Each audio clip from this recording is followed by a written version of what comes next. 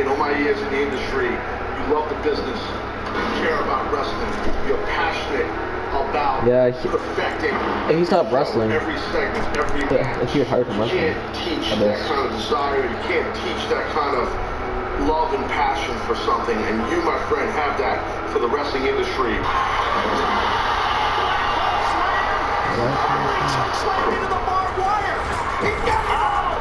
He passed away, John West, the announcer. You know what I loved? Is it didn't matter who you wrestled.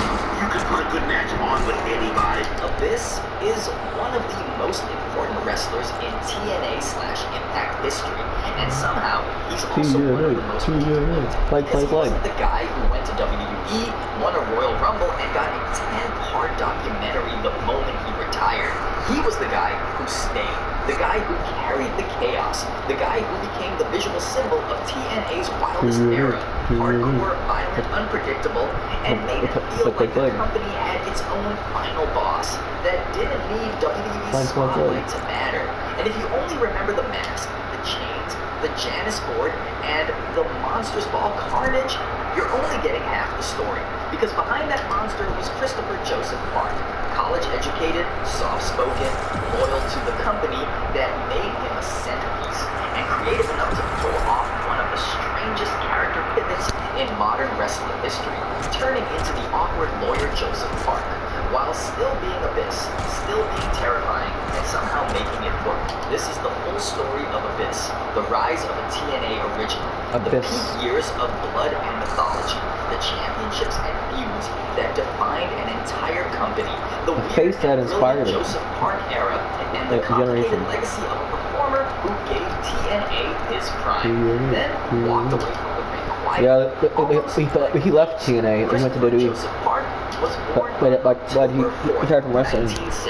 He stopped wrestling nowadays. And his path into wrestling wasn't the typical born in the business fairy tale. He quit wrestling. Paid his dues and worked his way up the old-fashioned way, learning how to move as a big man, learning how to make punches look nasty without hurting people. He quit wrestling a long time ago. He retired from that could fill an arena without saying much at all. And that last part is key. Abyss wasn't a promo god in the traditional sense. He was a threat, a feeling. His early career included working like a threat to you? developing the big man fundamentals and figuring out what his unique hook would be. When he finally landed on the concept, it wasn't just a gimmick. It was a full presentation. The mask, the scars, the heavy steps, the chains, the silent rage, like a slasher movie villain that somehow learned to wrestle. When Abyss You're getting banned, man. a core part of TNA, the company was still You're gonna get banned. WWE had the polished machine. Japan had the prestige. Indie wrestling had the cult credibility. TNA You're gonna get something banned. that screamed, we're not trying to copy anyone. We're trying to be our own kind of dangerous. Want to have fun? Stay in. Became that symbol. He wasn't just a big guy on the roster. He was TNA's monster, presented as a force that could swallow the ring and turn any segment into panic. The early years of Abyss in TNA weren't about clean technical classics. They were about making you believe that TNA had a creature that belonged in its own universe. And for a company that So tomorrow's new season is happening tomorrow morning. Tomorrow's new season. It's tomorrow morning. So I'm gonna stay home tomorrow. I gotta go to the bank tomorrow. I gotta get $5 for the bank because I owe somebody $5 from the program from the real life. Talk too much. But I made it clear You talk for too the last 4 weeks that Abyss would not wait You around talk too much. for a world title shot. So imagine my dismay. Bobby Roode, you are an amazing wrestler, a great mat tactician, but you are not a 6'8", 300. He's 350 pounds. Goodness, Like Abyss. so big. It's quite a big guy. 300 pounds. This was the weapon, and together they created the That's a illusion big boy. that this wasn't just a wrestler. He's quite a big boy. That guy. Something 300 pounds. until it wasn't. This is where Abyss's character became more than big monster. TNA began Build building it. mythology around him. Stories about his past, his pain, his triggers, his relationships. I wish I could. And the idea that inside him was something that could be awakened. Whether you loved the soap opera or hated it, it worked for one reason. Soap opera. It made Abyss feel like a character with depth, not Wish I just a could. guy who does choke slams. If you ask most fans what they picture first when they hear Abyss, they'll say one phrase: Monsters Ball. Monsters Ball Monsters became Ball. the signature stipulation tied to Abyss, an excuse for TNA to do the kind of violent, Monsters weapon-heavy, Balls. chaos-driven matches that felt like the company Wish I could. TNA in the mid-2000s. Wish I could. And Abyss Honestly. was perfect for it because he could take punishment, dish out punishment, Capital and make punishment. everything Capital look punishment. brutal without feeling fake. These matches didn't exist. Goodness, look at his hand. The baseball bat is well spiked. Yeah, That would hurt me. That would blood, hurt me. barbed wire, Good. tacks, boards, chains, the whole horror movie toolkit. This is also where Abyss's reputation got complicated. On one hand, he became beloved by a huge section of TNA fans because he made the company feel extreme and unique. On the other hand, this style came with a price. Abyss took a lot of physical damage over the years, and the hardcore monster identity often overshadowed how much storytelling he could actually do when he wasn't wrapped in weapons. Abyss's feud with Raven is one of those rivalries that perfectly captures early TNA energy. Gritty, psychological, violent, and just weird enough to feel like a fever dream. Raven was chaos and mind games. Abyss was destruction. Put them together and you get something that felt different from mainstream wrestling at the time. Like two broken characters trying to out-haunt each other. This era helped establish Abyss as someone who could carry serious programs, not just monster squashes, real feuds with atmosphere. And Raven was the right kind of opponent for that, because Raven didn't need to out-wrestle Abyss. He needed to survive him, outsmart him, and drag him into darkness. If Monsters Ball was the identity, the barbed wire wars were the warning label.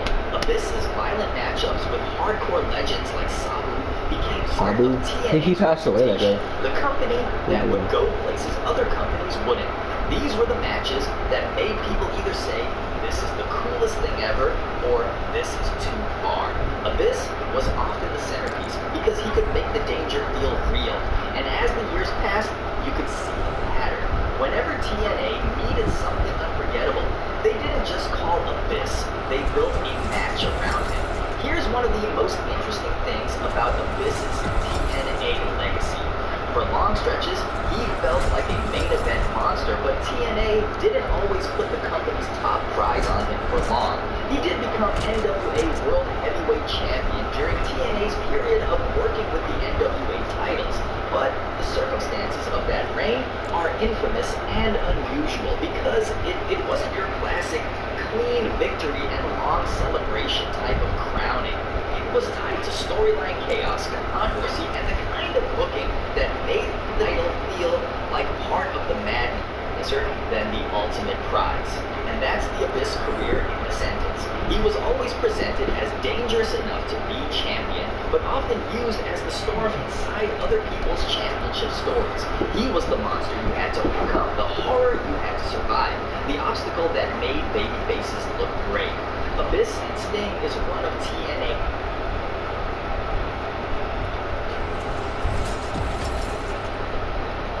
most important long-running rivalries because it blended violence with character mythologies.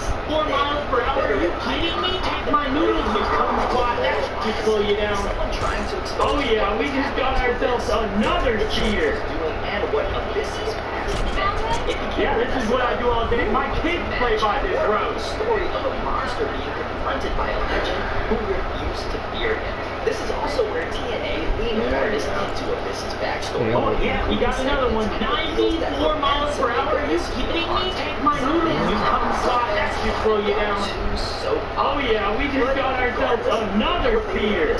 Beyond hardcore big man into Yeah, this is what I do all day. My kids play by this road. one of the most fascinating parts of Abyss's career is that he wasn't just used in hardcore brawls.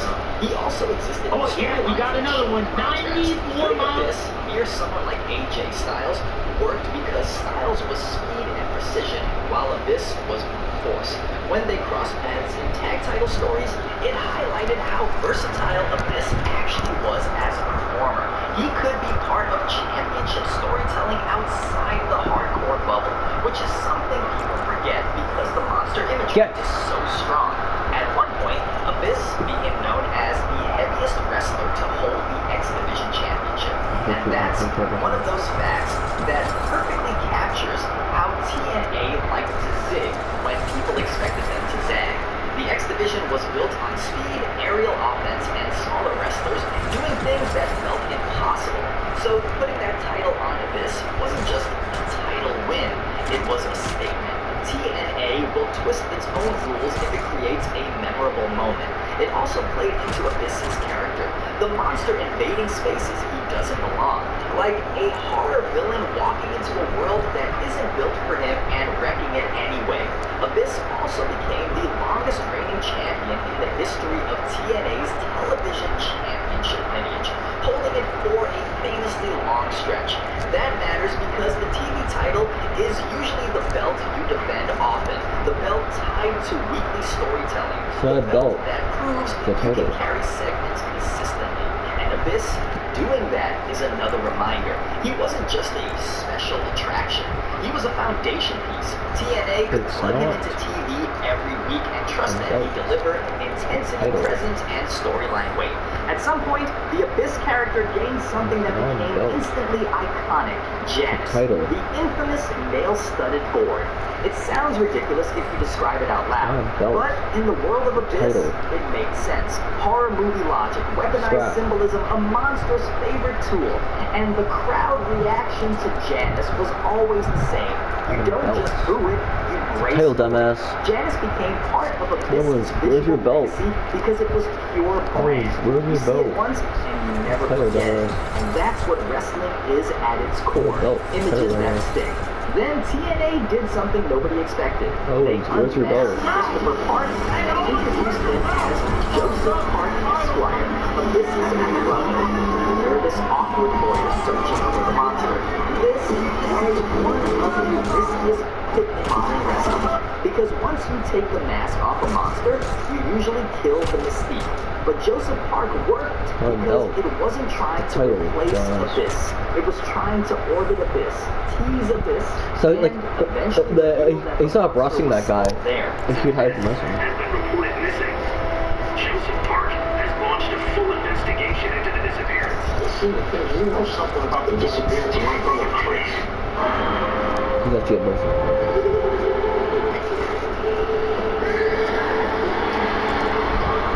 Joseph Park was comedic, yes, but also tragic. You'd watch him try to do the right thing, get bullied, get humiliated, get pushed around, and you feel the tension building. Yeah, he's actually Abyss, that guy, but he's acting as he was acting as an actor. When the story leaned into the idea that Abyss could be triggered to emerge, it created a unique type of suspense.